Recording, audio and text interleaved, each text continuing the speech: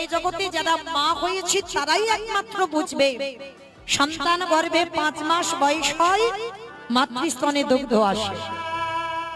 তাহলে মা কি ওটা নিজে নিজে তৈরি করলো বাবা?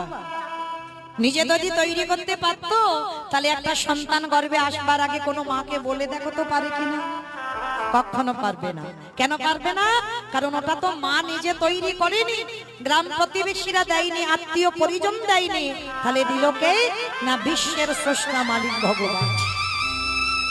একদিনের বাচ্চা জন্মগ্রহণ করেছে, সে কি খাবে তার ভাবনা পৃথিবীতে কেউ ভাবেনি। বাবা মা তো দূরের কথা, ভেবেছিল আমার ভগবান ওই স্তনদুগ্ধটা যে কিভাবে তৈরি হবে, কতটুকু লবণ, কতটুকু টক, কতটুকু তিতো, কতটুকু ঝাল, কতটুকু মিষ্টি, কতটুকু গরম, কতটুকু ঠান্ডা দিয়ে তবে যে একটা স্তনদুগ্ধ তৈরি হয়।